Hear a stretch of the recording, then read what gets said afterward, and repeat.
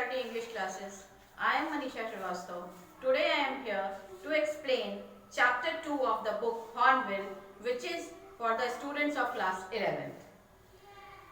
The title of the chapter is We Are Not Afraid to Die If We Can All Be Together, written by Gordon Cook and Ellen East. In this video, I will tell you about the author, chapter sketch and characters, and detailed summary of the chapter. So, let's begin with about the author. Here two authors are there, Gordon Cook and other one is Ellen East. Gordon Cook, born on December 3, 1978 in Toronto, is a two-time Canadian Olympic sailor. He sails for the Royal Canadian Yacht Club. Ellen was admitted to role of solicitors in 2003 and has gained extensive experience as a litigator, manager and legal trainer. Finally, Ellen is a co-founder of a multi-academy trust, Central Academics Trust, which has as its aim improving standards in secondary education.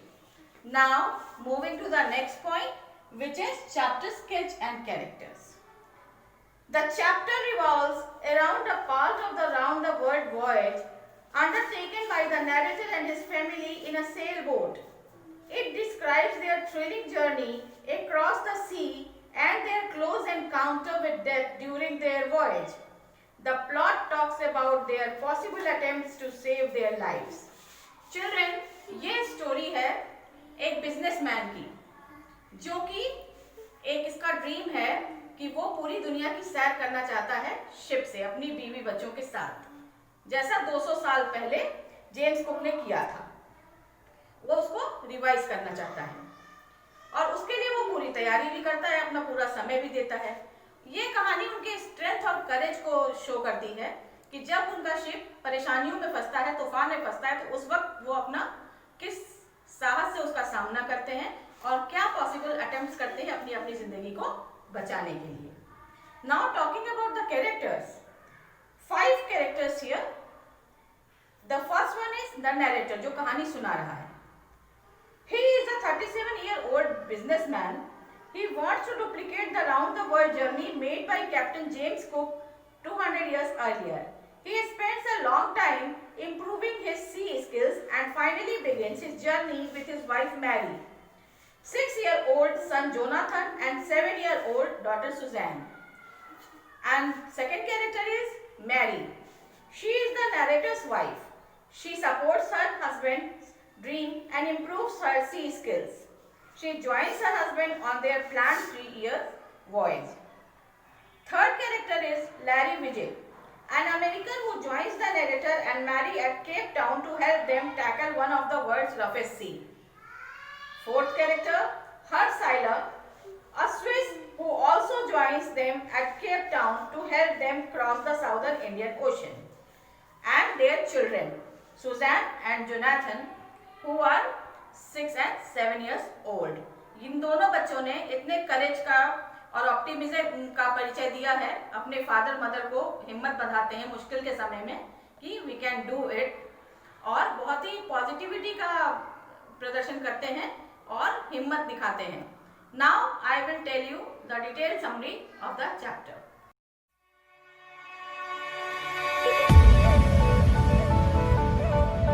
Of the chapter is in July 1976, the narrator, a 37-year-old businessman, his wife Mary, 6-year-old son Jonathan, and 7-year-old daughter Suzanne started their sea voyage from Plymouth, England. जुलाई 1976 में narrator यानी जो कहानी आपको सुना रहा है, जो कि एक 37-year-old बिजनेसमैन है, उसकी वाइफ मैरी, 6 साल का बेटा जोनाथन और 7 साल की बेटी सुजैन, ये लोग प्लाईमाउथ इंग्लैंड से एक समुद्री यात्रा शुरू करते हैं। They wish to go round the world on a long sea journey just as Captain James Cook had done 200 years earlier. उनकी विश क्या थी? एक लंबी समुद्री यात्रा करने की, जिसमें वो पूरे दुनिया की सैर कर सके, जैसा कि 200 साल पहले कैप्टन जेम्स कुक ने किया था। The narrator and his wife had spent 16 years preparing for the round-the-world voyage and improving their marine skills. Narrator और उसकी वाइफ ने 16 साल अपने स्पेंड किए थे, खर्च किए थे अपने आप को इस सैर के लिए, पूरी समुद्री यात्रा के लिए, पूरी दुनिया की तैयार करने के लिए और अपनी मेराइन स्किल, अपनी सी स्किल्स को, समुद्र में चलने की स्किल्स को इम्प्रूव करने में इन्होंने अपने 16 साल व्यतीत किए थे. Their boat, Wave Walker, was a 23-meter, 30-ton boat that was professionally built and they had tested it in the roughest weather they could find. उनकी बोट का नाम था वेव वॉकर, जो कि 23 मीटर लंबी और 30 टन वेटेड थी. वजन उसका 30 टन था और प्रोफेशनल्स ने उसको बनाया था और दोनों हस्बैंड वाइफ ने उसको खराब से खराब मौसम में भी टेस्ट करके देखा था कि ये चल सकती है कि नहीं बुरे मौसम में, जितना भी उनको बुरा मौसम मिल सका था. The first part of their plan 3-year 10,05,000 kilometre journey pass pleasantly as they sail down the west coast of Africa to Cape Town. उन्होंने जो जर्नी प्लान की थी पूरी दुनिया की सी वॉयेज, वो लगभग 3 साल लंबी थी. उसका पहला हिस्सा यानी 10,05,000 किलोमीटर तक की जर्नी बहुत ही खुशनुमा बीत गई, अच्छे से बीत गई, जब तक वो अफ्रीका के वेस्ट कोस्ट से केप टाउन तक पहुंचे. Then they took 2 crewmen, the American Larry Vigil and the Swiss Herb Seiler, before heading east from Cape Town. उसके बाद उन्होंने केप टाउन से 2 क्रूमैन और लिए. क्रू कहते हैं शिप पर जो काम करते हैं, स्टाफ, उसको. तो 2 क्रूमैन और बढ़ाए. एक था अमेरिकन लैरी विजिल और एक स्विस था हर्ब साइलर, जब वो केप टाउन से ईस्ट की तरफ बढ़ रहे थे. To help them tackle one of the world's roughest seas, the southern Indian Ocean, ताकि अब वो सबसे खतरनाक सी की तरफ बढ़ रहे थे जो था साउदर्न इंडियन ओशन, और वो चाहते थे ये 2 लोग उनके साथ बढ़ जाएं और उनकी हेल्प कर सके ताकि वो रफेस्ट सी का टैकल कर सकें, उससे निपट सकें. On the second day out of Cape Town they encountered strong winds and high waves. जब केप टाउन से निकले, अभी आगे बढ़े ईस्ट की ओर, दूसरा ही दिन हुआ था, तो उनको बहुत ही भयानक हवाओं का और ऊंची ऊंची लहरों का सामना करना पड़ा. The wind storms continue for the next few weeks. ये जो तूफानी हवा चल रही थी, ये कुछ हफ्तों तक कंटिन्यू रही. The size of the waves was up to 15 meters. जो ऊंची ऊंची लहरें उठ रही थी, उनकी साइज लगभग 15 मीटर तक थी. On December 25, they were 3,500 kilometers east of Cape Town, but the weather was very bad. 25 दिसंबर यानी क्रिसमस के दिन तक ये लोग केप टाउन से 3,500 किलोमीटर दूर थे, लेकिन वेदर तब भी उतना ही बुरा होता जा रहा था. Despite the bad weather, they celebrated Christmas Day wonderfully. हालांकि मौसम बहुत खराब था, लेकिन उन्होंने अपनी बोट पर क्रिसमस डे बहुत ही बढ़िया तरीके से मनाया. New year's day saw no improvement in the weather and it worsened with the passing of time. Christmas day से लेकर न्यू ईयर डे तक यानी 25 दिसंबर से लेकर 1 जनवरी तक मौसम में कोई भी सुधार नहीं हुआ, बल्कि वो जैसे जैसे समय बीतता जा रहा था वैसे उसके साथ साथ और भी खराब होता जा रहा था. On 2nd January, the waves were gigantic. 2 जनवरी को वेव्स जाइगेंटिक यानी कि बहुत बड़ी बड़ी साइज की वेव्स उठने लगी. They were sailing with a small storm jib, but still they were going very fast. वो एक बहुत ही छोटी सी स्टॉर्म जिब यानी पाल लगाते हैं नाव में, जिब कहते हैं इसको, उसको स्टॉर्म से लड़ने के लिए, वेव से लड़ने के लिए. हालांकि उन्होंने बहुत छोटी सी स्टॉर्म जिब रखी हुई थी, लेकिन फिर भी वो बहुत फास्ट जा रहे थे. The boat moved to the top of each wave, but the gigantic waves and dangerous wind continued to terrorize them. Boat बड़ी बड़ी वेव्स के ऊपर से निकल जा रही थी, लेकिन ये बड़ी बड़ी लहरें और इतनी डेंजरस जो हवा चल रही थी, उससे उनको बहुत डर लग रहा था. To minimize the damage, they dropped the storm jib and lashed a heavy mooring loop across the stern. Then they fastened everything, went through their life raft drill, attached lifelines and put on oil skins and life jackets and prepared themselves for the worst case scenario. Damage को इसको minimise करने के लिए उन्होंने क्या किया, एक बहुत मोटी सी रोप से नाव के पीछे का हिस्सा बांध दिया और सब कुछ धीरे धीरे लोग जल्दी जल्दी बांधते चले गए। और उसके बाद उन्होंने लाइफ बोट्स, लाइफ राफ्ट्स निकाले। लाइफ बोट्स होती हैं शिप में या बड़ी सी जर्नी पर जब निकलते हैं, अचानक कोई डेंजर आ जाए तो वो जैसे हम बैलून को इन्फ्लेट करते हैं, फुलाते हैं, उसी तरह से उनको भी इन्फ्लेट करके उतार दिया जाता है समुद्र में ताकि वो खतरे से बच सके। और ऑयल स्किन से बने हुए क्लोथिंग वगैरह निकाली और life jacket, life saving jackets होती हैं जो ये पहन के सी में उतर जाते हैं जब अचानक लाइफ सेविंग का मौका आता है, तो बहुत ज्यादा खतरा होता है। तो सब कुछ तैयारी कर ली इन लोगों ने ताकि अगर अब बड़ी सी लहर भी आती है और कोई भी तूफान आता है तो किसी तरह वो उससे लड़ सके। The first indication of impending disaster came at about 6 p.m. with an ominous silence. पहला जो इंडिकेशन इनको मिला कि आगे कुछ बड़ा होने वाला है, कुछ खतरनाक सा होने वाला है, वो 6 बजे के लगभग शाम को, जब एक भयावह सा सन्नाटा छा गया। The wind stopped and the sky immediately grew dark. हवा बिल्कुल रुक गई और आसमान बिल्कुल काला हो गया। Then a loud roaring and sound was heard. एक बहुत ही खतरनाक आवाज सुनाई दी। The narrator thought that he saw a cloud coming towards them. Narrator को ऐसा लगा कि जैसे उनकी तरफ एक बिल्कुल काला सा बादल चला आ रहा है। With horror he realized it was not a cloud but the biggest wave that he had ever seen. थोड़ी देर में जब उसने रियलाइज किया कि बहुत ही डर लगा उसको ये देख कर कि वो क्लाउड नहीं था जो बोट की तरफ चला आ रहा था, बल्कि एक बहुत भयानक और बड़ी लहर थी, इतनी बड़ी कि जितनी अभी तक जिंदगी में उसने देखी ही नहीं थी। It appeared vertical and double the height of all other waves. वो बिल्कुल वर्टिकल थी, मतलब सीधी ऊंची दिख रही थी और इतनी ऊंची कि अब तक की जितनी भी वेव से वो टकराया था उन सबसे ऊंची थी। The wave hit the boat and a tremendous explosion shook the deck. वो वेव बोट से टकरा गई और इतना भयानक आवाज हुई और इतनी भयानक तरीके से पूरा डेक जो फ्रंट एरिया होता है नाव का उसको पूरी तरह से हिला के रख दिया। Water poured into the boat. पानी नाव में घुस गया। The narrator's head smashed against the steering wheel of the boat and before he knew it he was thrown into the sea.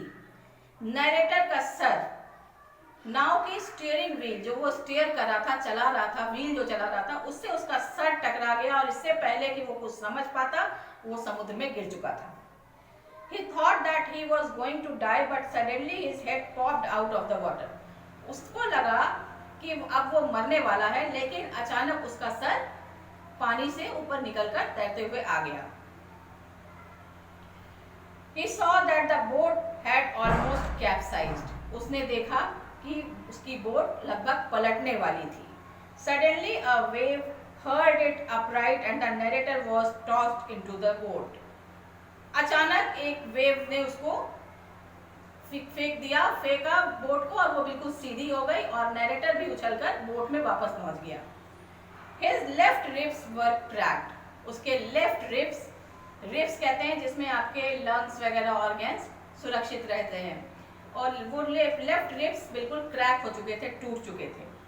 His mouth was filled with blood. उसके पूरे मुंह में खून भरा हुआ था। And some teeth were broken. और कुछ दांत टूट चुके थे। Somehow he managed to find the wheel, lined up the stern for the next wave and hung on. किसी तरह वो उसकी व्हील को ढूंढने में कामयाब हुआ, स्टर्न को सीधा लगाया और नेक्स्ट वेव से लड़ने के लिए तैयार किया और अपनी काम को कंटिन्यू किया, अपने जगह पर निश्चय खड़ा रहा, कायम, और उसने अपने काम को कायम रखा। The narrator knew that the boat was flooding with water, but he dared not abandon the wheel to investigate. Narrator ये जानता था, जब वो बोट को पकड़े था और स्टीयरिंग को संभाले था कंटिन्यूस, तो वो ये जानता था कि पूरा पानी भरता चला जा रहा है बोट में, लेकिन उसने व्हील को नहीं छोड़ा और इस बात को पता करने के लिए कि पानी कहाँ कहाँ भर रहा है। Suddenly Mary came and informed him that the boat was sinking as water was pouring in. अचानक उसकी वाइफ मैरी वहां पर आई और उसने बताया कि बोट सिंक कर रही है, डूब रही है क्योंकि पानी अंदर चला आ रहा है। He handed the wheel to her and crawled towards the hatch. उसने व्हील मैरी को पकड़ाया कि तुम इसको पकड़ के संभाले रखो, स्टेयर करो, चलाते रहो, और वो हैच की तरफ, हैच कहते हैं जो डोर लीड करता है डेक की तरफ जाने के लिए, उसकी तरफ भागा। Larry and Herb pump the water out like madman. Larry और हर्ब जो दो क्रू मैन लिए थे उन लोगों ने हेल्प करने के लिए उनको, वो दोनों पानी पागलों की तरह बाहर निकाल रहे थे। The wooden beams had broken. लकड़ी के कितने टुकड़े वहां पे शिप पे टूट गए थे। The whole starboard side had burst inwards. Starboard कहते हैं शिप के राइट हैंड साइड को, मतलब दाहिनी तरफ का जो शिप था पूरा अंदर की ओर धंस गया था। Clothes, crockery, charts, tins and toys moved around noisily in water. जो भी सामान उनके थे, कपड़े, क्रॉकरी, चार्ट्स, टिन के डिब्बे और खिलौने, सब कुछ, ये सारा कुछ वाटर में तैर रहा था शोर मचाते हुए। The boat had been damaged. Boat damage हो रही थी, टूट रही थी। He somehow managed to reach the children. वो किसी तरह उसने मैनेज किया और बच्चों तक पहुंच गया। Sue had a big bump on her head to which he did not pay much attention. Sue के माथे पर बहुत बड़ा सा चोट था जो कि एकदम घूमर की तरह उभर गया था, लेकिन उसने उस पर ज़्यादा अटेंशन पे नहीं किया। He found a hammer, screws and canvas. उसने किसी तरह हैमर ढूंढा, कुछ स्क्रूज ढूंढे और कैनवास ढूंढा ताकि वो जो होल्स हो रहे थे बोट में उसको बंद किया जा सके। Somehow he managed to stretch the canvas and secure waterproof hatch covers across the gaping holes.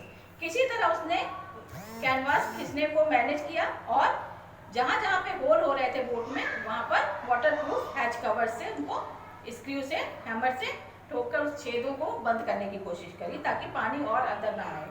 Some water continued to come in but most of it could be prevented from entering the boat. इससे कुछ पानी तो अंदर जरूर आ रहा था, लेकिन कुछ हद तक उसको वाटर का एंटर करना कम किया जा सकता था।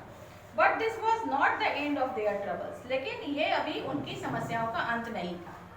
The hand pumps started jamming with the trash floating around the cabins. जिस हैंड पंप को यूज कर रहे थे ये लोग पानी बाहर निकालने के लिए, वो जाम होने लगा क्योंकि पानी में लगातार अंदर सामान तैर रहा था, ये बताया था आपको। Soon their electric pump got short circuited and the water rose threateningly. अचानक ही इलेक्ट्रिक पंप उनका शॉर्ट सर्किट हो गया, करंट पास होने लगा अचानक और पानी जोर से उछला खतरनाक तरीके से। He found that their two spare hand pumps had been pulled away by currents along with the forestay sail, the jib, the lifeboats and the main anchor. अब उसने देखा तो पाया कि करंट की वजह से उसके बाकी जो एक्स्ट्रा हैंड पंप्स थे और उनका मेन एंकर जो शिप को रोके रखने में, खड़ा रखने में मदद करता है, और बिग फ्रंट सेल, जो जिब थी, जो पाल थी, वो सब कुछ करंट की वजह से उनका खराब हो रहा था। He managed to find another electric pump to drain out the water. उसने किसी तरह से दूसरा इलेक्ट्रिक पंप ढूंढ निकाला ताकि पानी को बाहर किया जा सके. The night was an endless, bitterly cold routine of pumping, steering and working the radio. पूरी रात वो लोग, बिल्कुल एंडलेस रात थी और बिल्कुल ठंडी, चिल्ला जाड़े जिसको कहते हैं, वो बहुत ज़्यादा ठंड थी और लगातार वो पानी पंप करके बाहर निकाल रहे थे, स्टीयर कर रहे थे व्हील को और कंटिन्यूसली रेडियो पर वर्क करने की कोशिश कर रहे थे ताकि कनेक्शन बना सकें कहीं से और मदद मंगा सकें. However, there was no response to their mayday calls as they were in a remote corner of the world. लेकिन वो जो मैसेज भेजने की कोशिश कर रहे थे उसका कोई रिस्पॉन्स नहीं आ रहा था क्योंकि वो बहुत ही रिमोट कॉर्नर में थे, एक कोने में थे वर्ल्ड के, ऐसी जहाँ पे मदद पहुँच ही नहीं सकती. Sue's head had swollen alarmingly. Sue का सर बुरी तरह से सूजता चला जा रहा था. She had a deep cut on her arm too. उसके बाह पर भी एक बहुत गहरी चोट लग चुकी थी. She did not tell the narrator more of her injuries as she did not want to worry him when he was trying to save them all. लेकिन उसने अपने जितनी इंजरीज थी, जो भी चोट उसको लगी थी, उसके बारे में अपने फादर को नहीं बताया क्योंकि वो नहीं चाहती थी उनको परेशान करे, क्योंकि उसके फादर सबको बचाने की, सबकी लाइफ सेव करने की पूरी कोशिश कर रहे थे. On the morning of January 3, the pumps had reduced the amount of water on board. जनवरी 3 की सुबह जो पंप्स दोबारा वो लेके आया था पानी निकालने के लिए, उन पानी उसने बोर्ड पर से लगभग पानी निकालवा दिया था. Each of them took rest for 2 hours by turns. उनमें से हर एक ने बारी बारी से 2-2 घंटे आराम किया. They had survived for 15 hours since the wave hit the wave walker, but the boat was not strong enough to take them to Australia. वो जब से वो वेव हिट करके गई थी उनकी बोट वेव वॉकर को, तब से 15 घंटे तक लगातार वो सरवाइव कर चुके थे, लेकिन अब बोट इतनी स्ट्रांग नहीं रह गई थी, इतनी मजबूत नहीं रह गई थी, क्योंकि उसको झटका लग चुका था, कई जगह से टूट चुकी थी, कि वो उनको ऑस्ट्रेलिया तक ले जा सके. The narrator knew that the boat would not hold together long enough. Narrator जानता था कि बहुत समय तक ये बोट चल नहीं पाएगी. He checked his charts and calculated that the only one hope for them was if they could reach Ile Amsterdam. उसने चार्ट्स चेक किए कि हम किस पोजीशन पे हैं, कहाँ हैं, कैलकुलेशंस लगाई तमाम, और मतलब कम से कम दिक्कत में या बोट जितनी दूर तक जा सकती थी, सरवाइव कर सकती थी, तो उसने बहुत कैलकुलेशंस लगाई, तो वो ये पाया कि वो बड़ी मुश्किल से पहुंच सकते थे इले एम्स्टर्डम तक. तो केवल एक उम्मीद वहां बच रही थी कि उनकी लाइफ बचाने की, कि किसी तरह वो इले एम्स्टर्डम तक पहुंच जाएं. A French scientific base, one of the two pinpricks in the vast ocean. इले एम्स्टर्डम एक फ्रेंच साइंटिफिक बेस है. उतने बड़े समुद्र में सिर्फ एक उनको वही आशा की किरण नजर आ रही थी. Mary found some corn beef and cracker biscuit and they ate their first meal in almost 2 days. Mary ने ढूंढना शुरू किया, तो किसी तरह उसको कुछ कॉर्न बीफ और क्रैकर बिस्कुट मिले, और उन लोगों ने 2 दिन में पहली बार थोड़ा बहुत कुछ खाया. However, their relief was short-lived. जो भी हो, उनका ये आराम बस थोड़े ही समय के लिए था. The weather again started worsen, and by the dawn on 5th January, their situation was again desperate. Weather अचानक फिर से खराब होने लगा, बुरा होने लगा, और 5 जनवरी की भोर होने तक सिचुएशन फिर से बिगड़ चुकी थी. The narrator went to comfort the children. He tried to assure them that they were going to make it. Narrator बच्चों को तसल्ली देने के लिए उनके पास गया, क्योंकि मौसम फिर से बिगड़ रहा था, उसको लगा बच्चे घबरा रहे होंगे, और उसने उनको दिलासा देने की कोशिश की कि वो पूरी ताकत से लड़ेगा और वो किसी तरह कहीं सेफ जगह पर पहुंच जाएंगे. John said that they were not afraid of dying if they can all be together. उसका बेटा जॉन, छोटा सा, वो ही उल्टा उसको हिम्मत दिलाता है और कहता है कि हम मरने से नहीं डरते अगर हम सब साथ रह सकते हैं तो. This gave the narrator hope and a reason to fight the sea.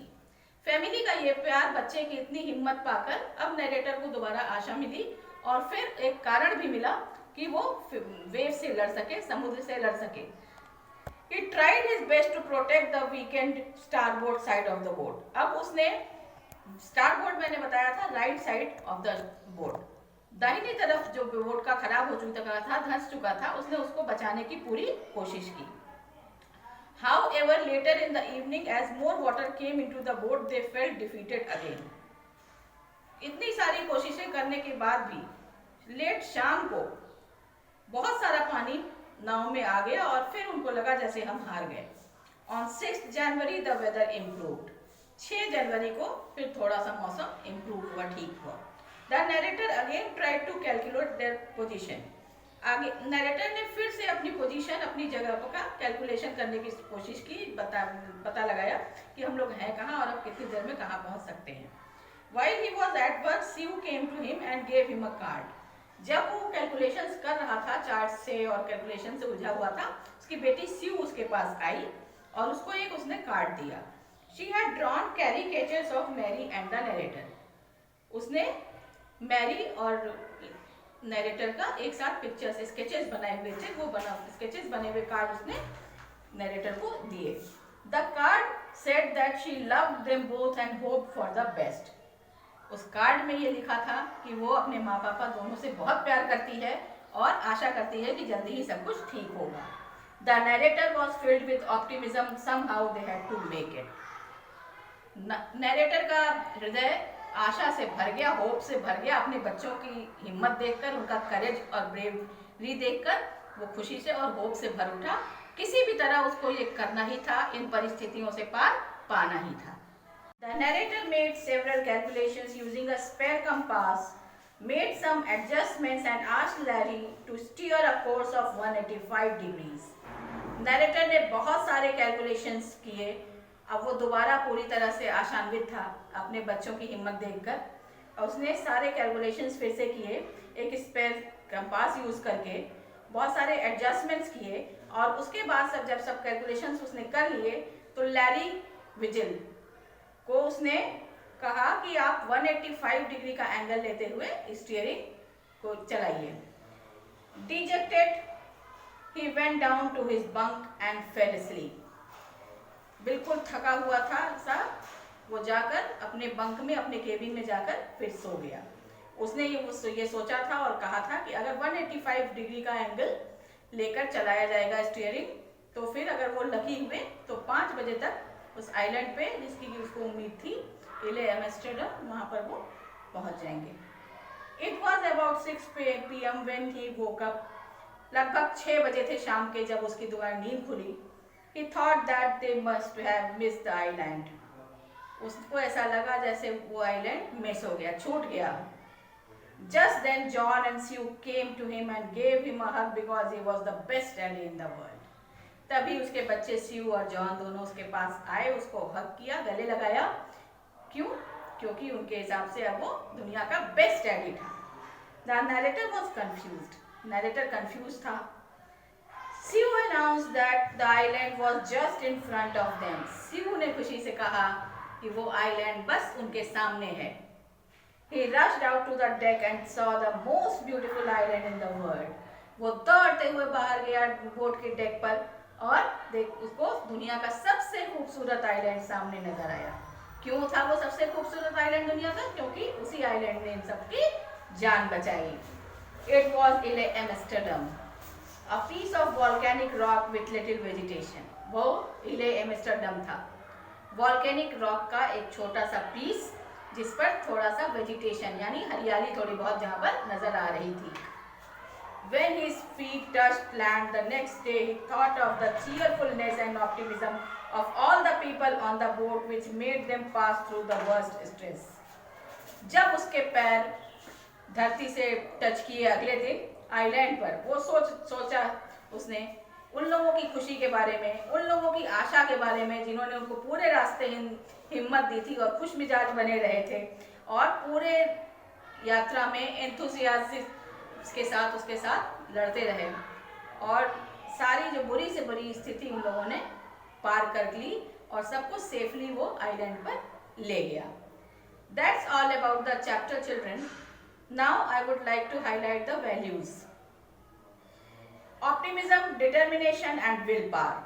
The chapter "We are not afraid to die if we can all be together" throws light on how optimism raises one's spirit and helps one overcome stress and difficulty. इस chapter में हमने क्या सीखा कि किस तरह से अगर हम होपफुल रहेंगे, ऑप्टिमिस्टिक रहेंगे तो बुरी से बुरी सिचुएशन से भी लड़ सकते हैं, उससे पार पा सकते हैं। हर मुश्किल को हम पार कर सकते हैं अगर हम आशान्वित हैं और हिम्मत है हमारे अंदर। It teaches how determination and strong willpower helps to overcome all forms of stressful situation. ये चैप्टर हमें सिखाता है कि डिटर्मिनेशन यानी दृढ़ निश्चय हो अगर कि मुझे ये काम करना है और स्ट्रॉन्ग विल पावर, उसको करने की चाहत हो, बहुत विल पावर स्ट्रॉन्ग हो आपकी, तो हम हर तरह की सिचुएशन को, हर मुश्किल को आसानी से पार कर सकते हैं। Unity and courage. It is a story of rare courage, perseverance, human endurance and selflessness in the face of adversity. Family unity आपने देखी यहाँ पर कि जब कोई एडवर्स सिचुएशन है, अपोजिट सिचुएशन है, तो किस तरह से सारी फैमिली यूनाइटेड थी और सबने अपने अपने तरीके से करेज का परिचय दिया, हिम्मत नहीं हारी. It teaches that one must never lose hope and try to find reason to stay positive in the face of adversity. ये हमको सिखाता है कि किसी को भी हिम्मत नहीं हारनी चाहिए, अपनी आशा नहीं छोड़नी चाहिए और कोई ना कोई रीजन फाइंड आउट कर देना चाहिए, जैसे नरेटर ने अपने बच्चों में फाइंड आउट कर लिया था कि हमको किसी तरह इनको सेफली आइलैंड तक पहुंचाना है, चाहे कुछ भी हो जाए. In such situation, one must try his or her best to remain calm and composed and understand the power of unity and teamwork. ऐसी स्थिति में अगर कभी भी आ जाए तो किसी को भी अपना काम नेचर, अपने आप को शांत रखना चाहिए, कंपोज्ड रखना चाहिए और यूनिटी और टीम वर्क की वैल्यू जरूर समझनी चाहिए कि हर किसी का अपना अपना योगदान होता है. So I hope you have loved it, liked it, enjoyed it and understood the whole chapter. Thank you so much.